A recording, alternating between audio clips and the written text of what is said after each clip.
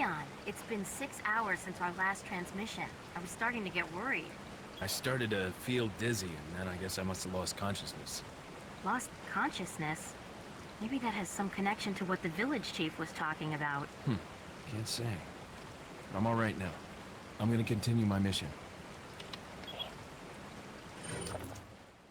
Hello, ladies and gentlemen, this is Blue Maxima. Let me talk to you for a bit about Resident Evil 4 VR. Because Resident Evil 4 is a really good game, so porting it to a VR platform is probably like the last place it could have gone because of the amount of ports this game has gotten. Well, there's a reason for that. It's a really good game, and I enjoy it quite a bit. So, I'm going to tell you about Resident Evil 4 because I don't think I've ever actually done a video on Resident Evil 4. I have finished it in the past. I played the HD version that they released a few years back. And then we'll get on to how the VR port of the game works because, well, there are some notable differences that make it feel a fair bit different from the original flat screen version, and I feel like those are worth talking about. With that said, though, I do need to apologize in advance because I tried a new method of recording the footage straight from the Quest 2 for this one. I tried using wireless casting so that I could actually be a bit freer in my movements on this one because there are a couple of movements that the game wants you to do that are a little bit difficult if you have to worry about a cord that's hanging out in front of you. But I didn't realize how badly it would screw up the footage. Now, a lot of it is still watchable, but every now and again, you'll get a few dropped frames, then the video will go really blurry, and I'm really sorry about that. I tried this method with another game, and it worked for the 10 minutes that I put into it, and I didn't even see any of these problems, and then it was just like, oh, when I got this footage and looked back over it, it was just naff.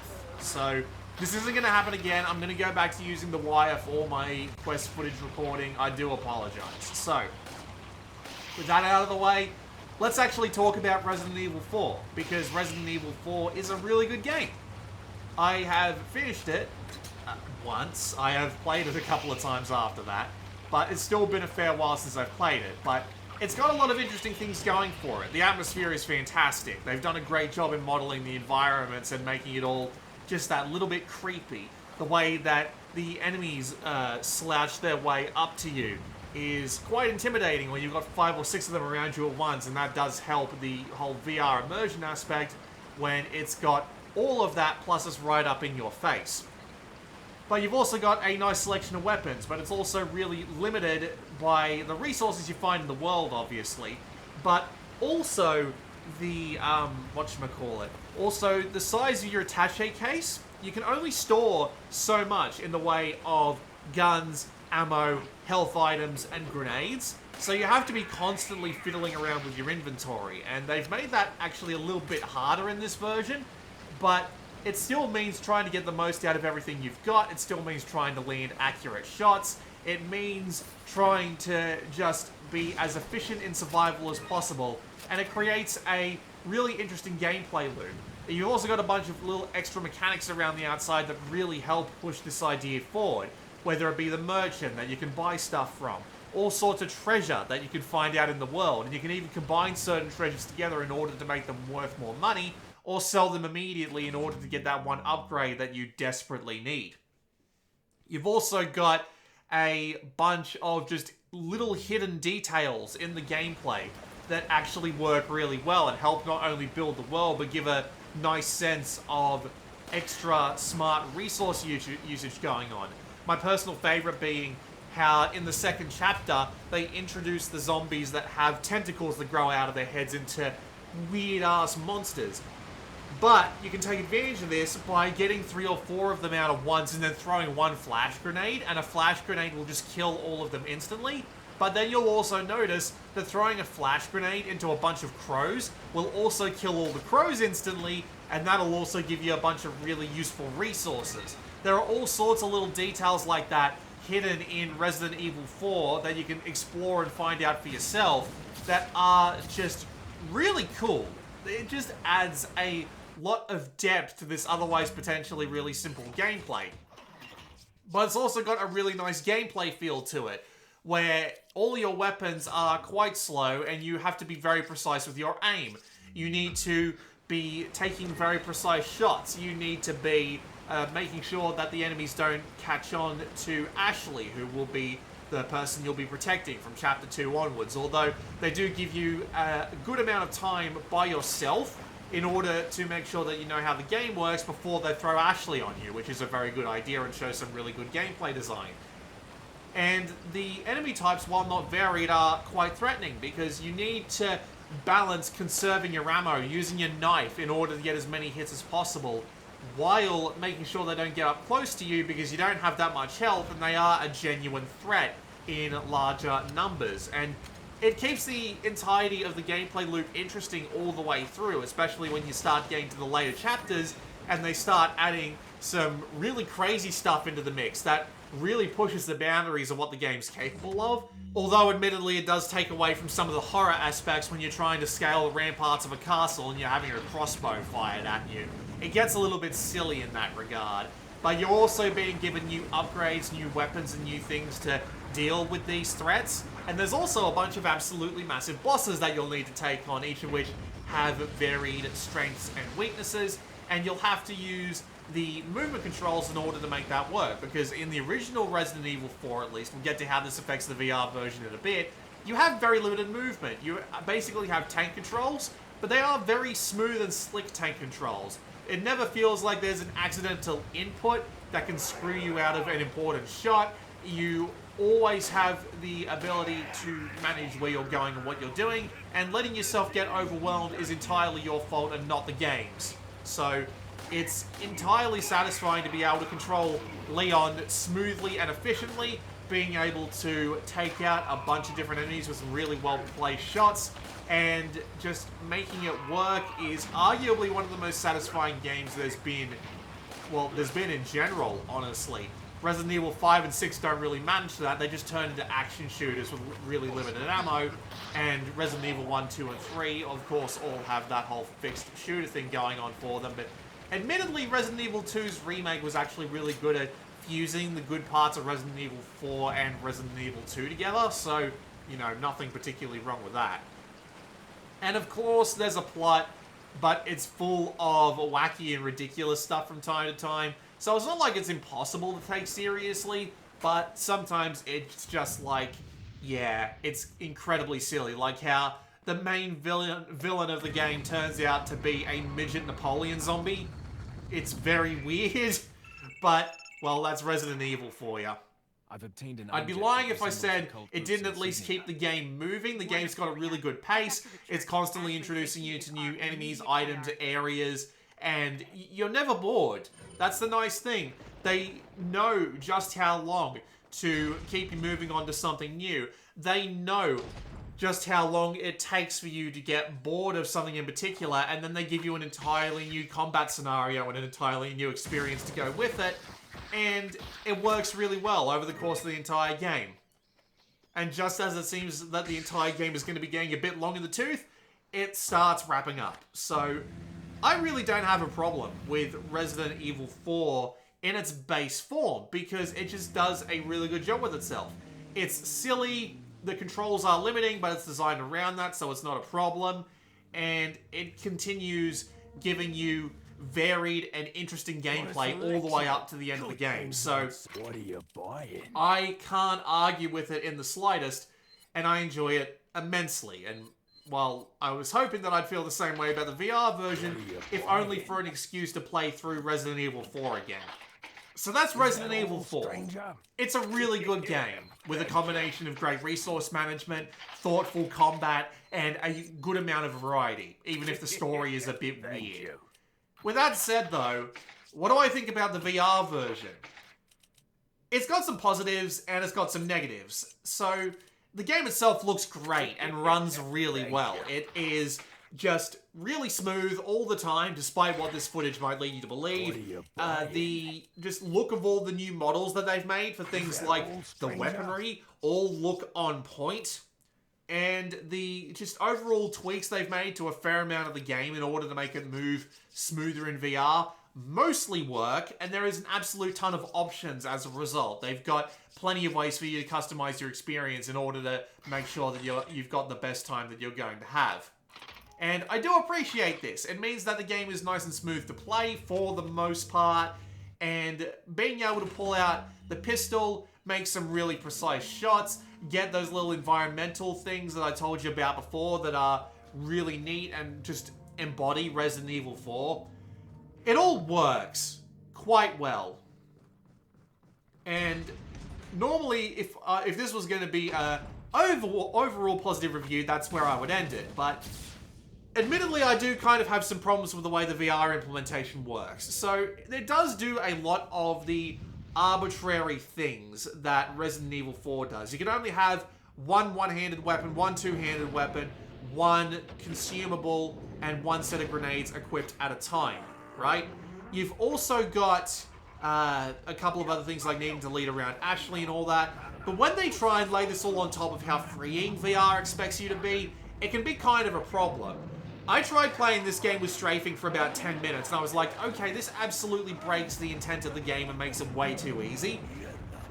With that said, though, they were smart about this. They did include a, whatchamacallit, they did include a mode where you can turn off the strafing entirely and just make it so that you can only do the tank controls. And with head steering turned on, this actually works pretty well, while still maintaining the feeling of Resident Evil 4. This is good stuff. What is an absolute negative for me, however, is the way some stuff is placed on your belts. Like you have to reach down and grab your ammo in order to do the active reloads on the guns.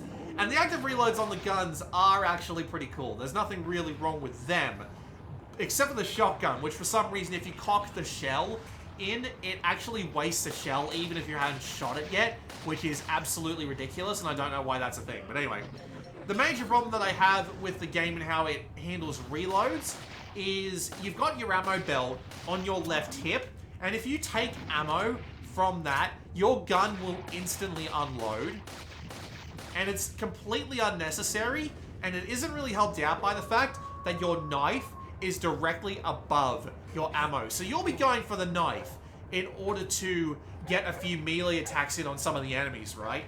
And you'll grab your ammo, your gun will unload, you'll go back and you'll grab your knife again just a little bit higher. You'll go to shoot someone in the head in order to stun them in order to get the knife attack in because you missed the opportunity because you didn't grab your knife fast enough. Your gun will be unloaded and they'll bite your face off. This happened to me more times than I care to admit, and I don't know why this is a thing. I'm genuinely really frustrated by it, and I don't know why there isn't an option to turn that sort of thing off. It just drives me absolutely insane. And so, you'll be dealing with that a lot, especially if you're like me and you prefer using pistols instead of using, like, proper two-handed weaponry. Although, to be fair, the pistol is probably what you'll be using the most because it's what has the most ammo throughout the game, right? So, as a result, that just frustrated me to no end, and I don't know why you can't turn off reloading when you grab something from the ammo belt, or unloading your gun, I should say, when you grab something from the ammo belt. It drives me kind of insane. I don't know why they insist on doing that. And of course, there are some things that are just less satisfying when you do them in VR. Like, for example, you'll be, what's the word I'm looking for? You'll be using the knife in general a lot, right? But it feels like it doesn't really have that much in the way of impact. Like, you'll swing it at a box and it'll break, but it won't break where you hit it. Same with the enemies, where you'll hit them with the knife, but they'll just do the generic stumbling back animation. Even something as simple, if I hit the guy in the left shoulder, he'll stumble back to the right, would be really great, because in VR, you actually have that sort of stuff going on, but in this, it just doesn't happen. And of course, the biggest problem, and something you've probably already noticed, is that not only do the cutscenes require you to watch them in just a sort of 16:9 rectangle that appears in front of your face, this also extends to the gameplay in places where it doesn't make any sense. Like, for example, you can go up to an enemy and kick them, and they won't have that 16:9 vignette around the screen. But you can go up to a ladder and push it down, but you'll be forced to watch it in the 16:9 thing. Same with being grappled by a zombie, where you'll have to see it in the vignette.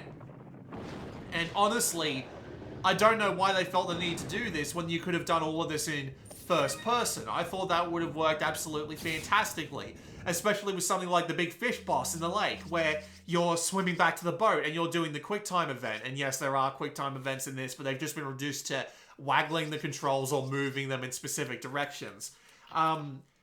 I don't know why you can't do the waggling in first person when you're trying to fight off a zombie or when you're swimming back to the boat in the fish fight or something like that. It's immensely disappointing to me. Like, I can understand when you're about to get swallowed by the fish, popping back to the big net, but a lot of things are just in this big net cinema when they really shouldn't be, and it kind of drives me nuts. Especially after they've done so well with a lot of other stuff in this port. Just seeing that just makes me immensely disappointed. And of course, you got all the playful bantering between, what was her name, Morrigan and Leon. That just got completely removed because Facebook. Yeah, great, thanks Facebook, assholes. I don't know why they bothered to do that, but yeah, it's just genuinely frustrating that they felt the need to take that out. Don't know why. It's a game about shooting zombies in the head and blood comes out of them like no tomorrow, and some of the scariest zombie designs and a lot of things like that. Bloody massive guy who turns into this huge, like, spinal monster of death in the middle of this thing that's burning down, and yet you can't have two people flirting with each other. It's ridiculous. Screw you, Facebook. Apparently it's Facebook's fault. I don't believe Armature would do that. Because I don't believe Armature would do that. I believe it's a Facebook thing, but who knows. With that said, what do I think about Resident Evil 4 VR? The actual game is still all there, mostly. Excluding the fun flirting between the two. The shooting zombies is still immensely satisfying. The resource management still works. The amount of detail in the world is great, and the variety is all still there. The majority of the gameplay content is still there, and they are adding the Mercenaries mode in, well, actually, technically this year by the time you see this video. But the VR implementation, while a lot of it is good, and shooting zombies is still immensely satisfying, things like the big net cutscenes, the placement of the ammo belt, things like knives just not working as satisfying as they could, it's all just a tiny bit disappointing. It's not the best port. And if I'm being perfectly honest with you, if you gave me a choice between the VR version and the flat screen version, I'd probably pick the flat screen version. Just because the game feels more designed around that, and moving it to VR has caused a few problems, a fair amount of which have been solved, but some of which haven't. And I feel like the absolute smoothness of the gameplay of the original Resident Evil 4 just kind of got lost in transition, and yeah, I'm not the biggest fan of it. It's okay, and if you've got a Quest 2 and you're looking for something neat and interesting, I don't mind saying go and pick it up, because it is still a good game under there, just a little ragged. This has been Blue Maxima. I'll see you all next time.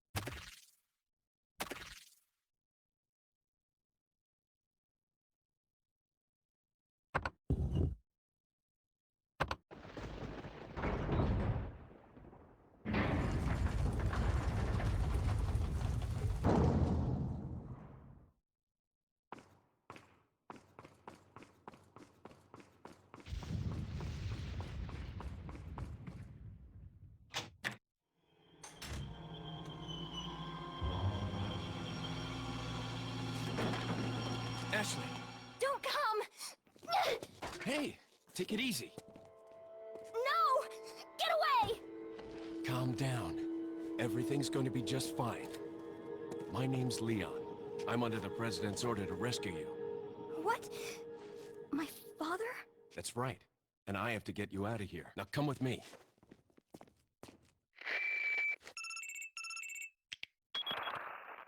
It's Leon. I've succeeded in extricating my subject. Good work, Leon. I'll send a chopper over right away. Where's the extraction point? There's another trail that you can take to get out of the village. The chopper will pick you up beyond there. Got it. I'm on my way.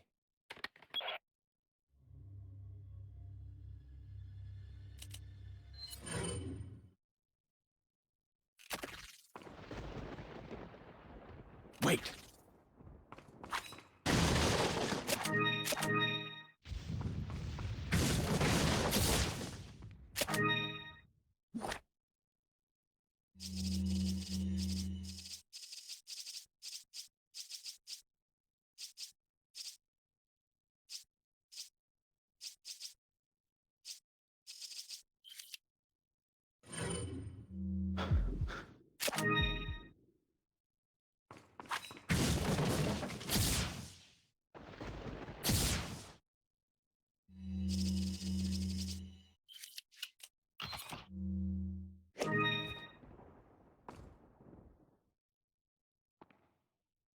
Follow me.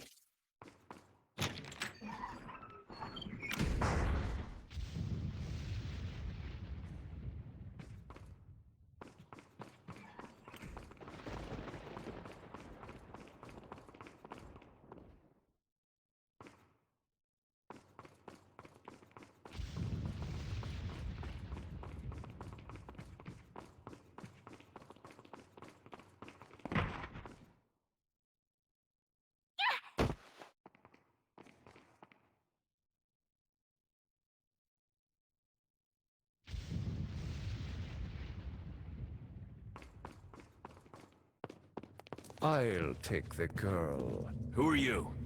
if you must know. My name is Osmond Sadler, the master of this fine, religious community. What do you want? To demonstrate to the whole world our astounding power, of course. No longer will the United States think they can police the world forever.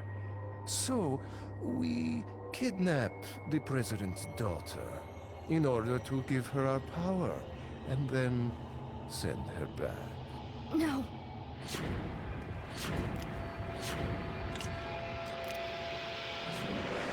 Leon, I think they shot something in my neck. What did you do to her? We just planted her a little gift.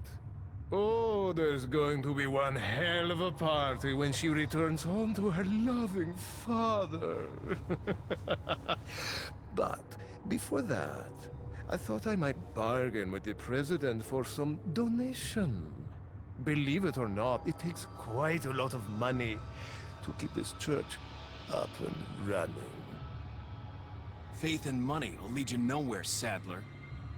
Oh, I believe I forgot to tell you that we gave you the same gift. When I was unconscious. Oh, I truly hope you like our small but special contributions. When the eggs hatch, you will become my puppets. Involuntarily, you'll do as I say. I'll have total control over your minds. Don't you think this is a revolutionary way to promulgate one's faith? Sounds more like an alien invasion if you ask me.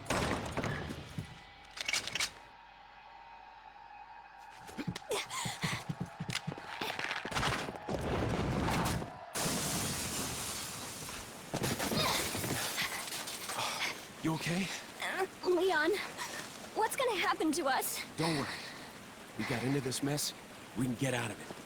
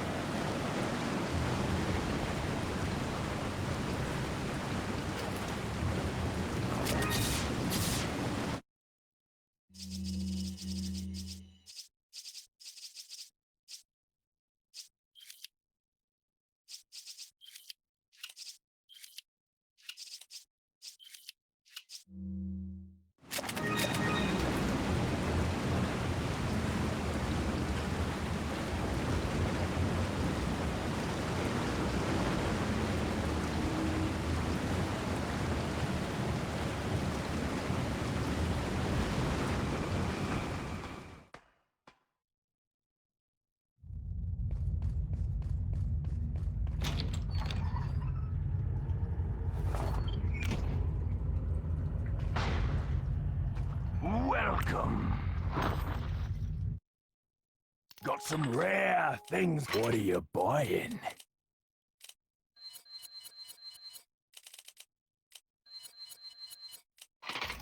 What are you buying?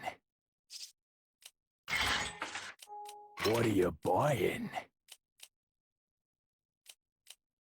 Ah, a choice of an avid gun collector. It's a nice gun, stranger. What are you selling? Ah, thank you. What are you buying? Ah, a choice of an avid gun collector. It's a nice gun, stranger.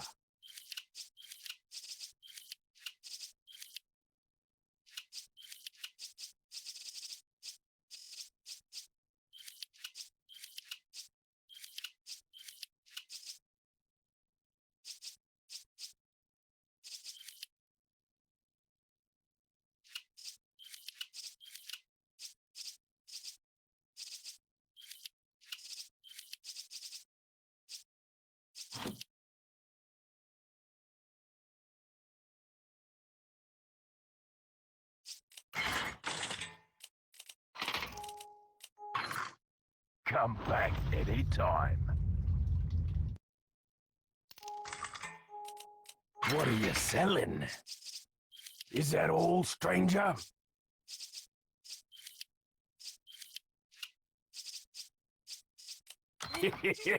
Thank you.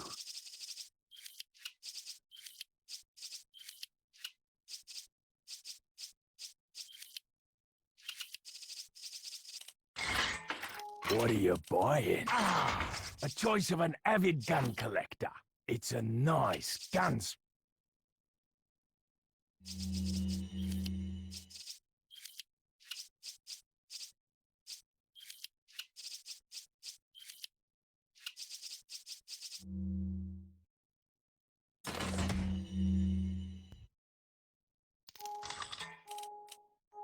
What are you buying? Ah, a choice of an avid gun collector. It's a nice gun, stranger. Thank you. What are you buying?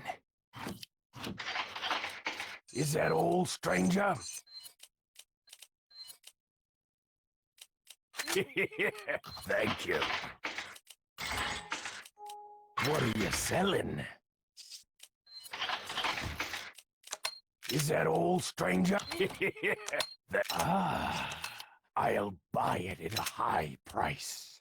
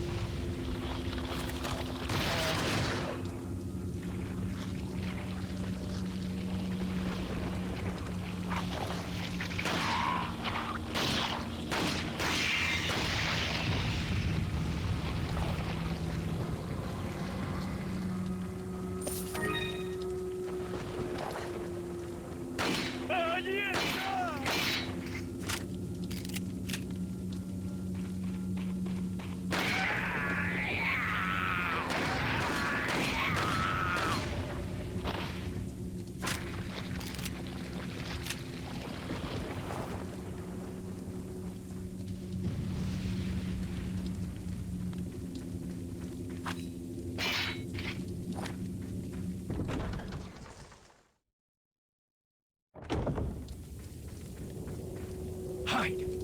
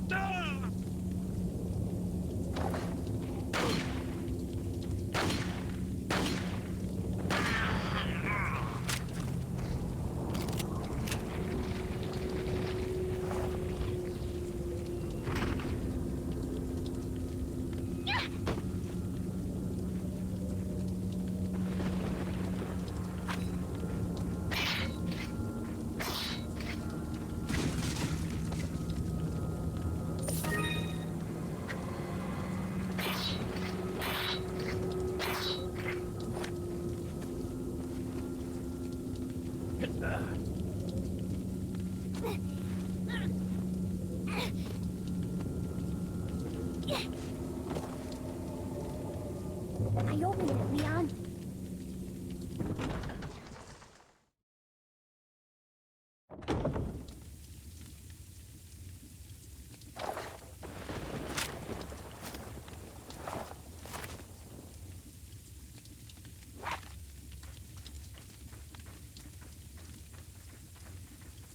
Welcome.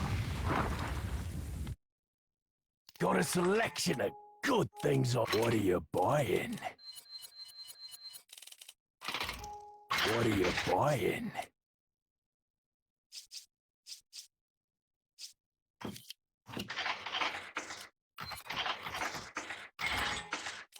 What are you buying? Come back anytime.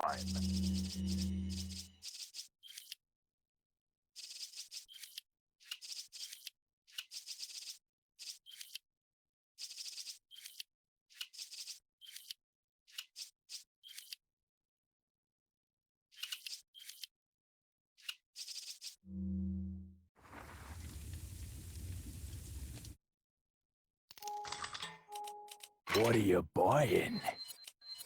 Is that all, stranger?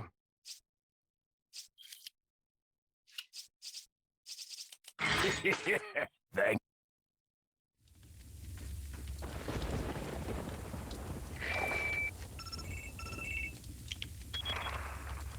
Leon, I have some bad news. I'd rather not hear it.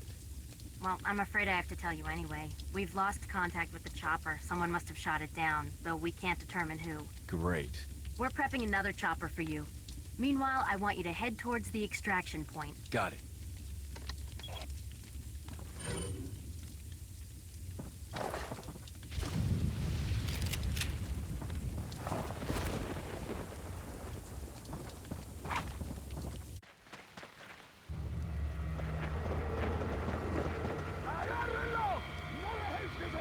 What are we gonna do, Leon?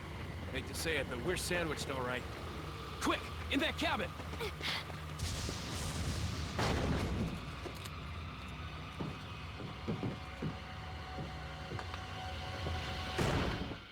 Leon!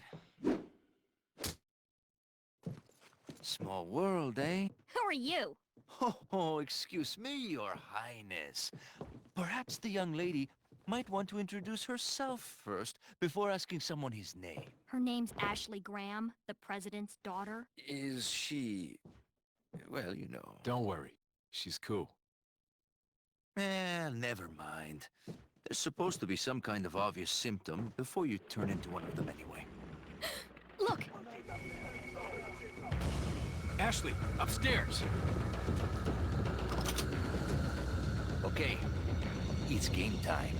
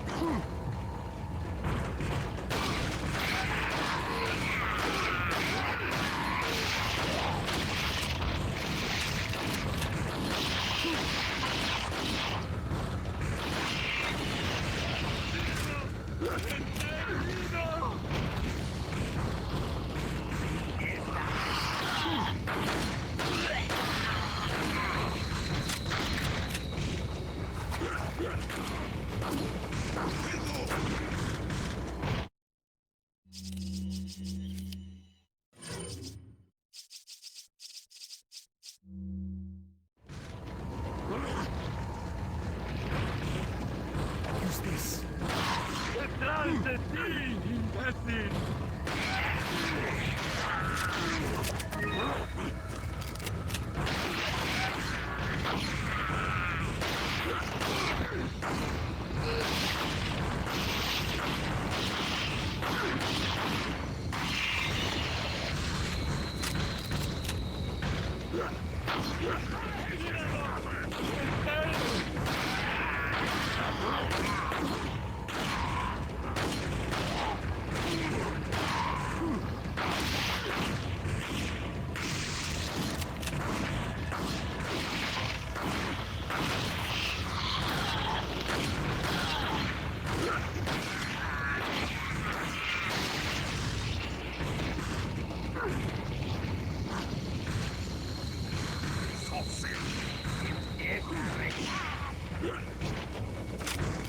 Upstairs!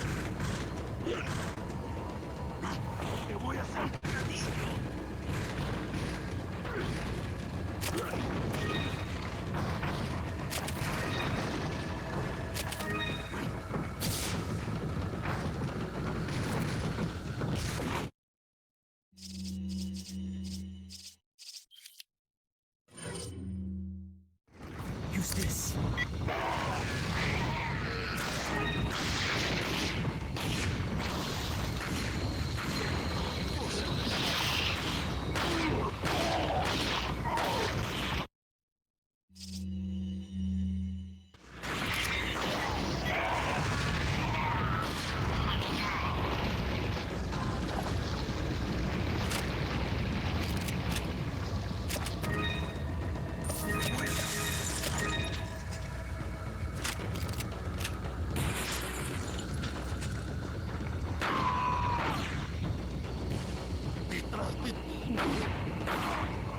Use this.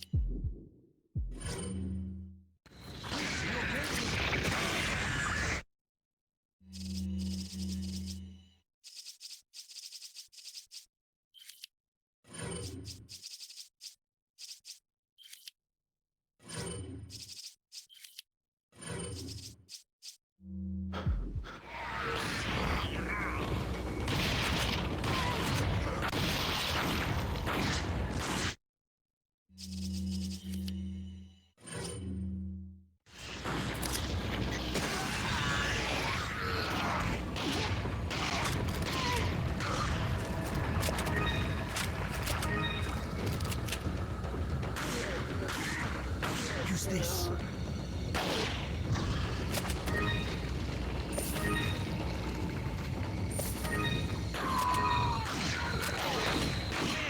This never ends.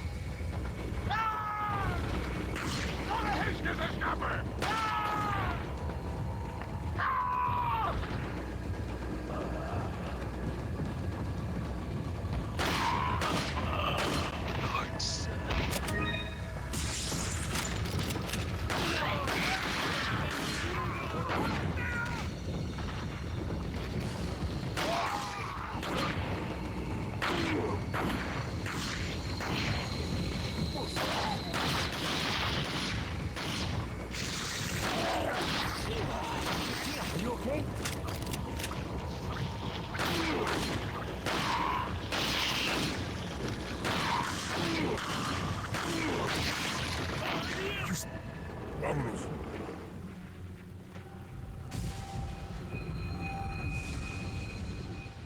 Looks like they're backing off.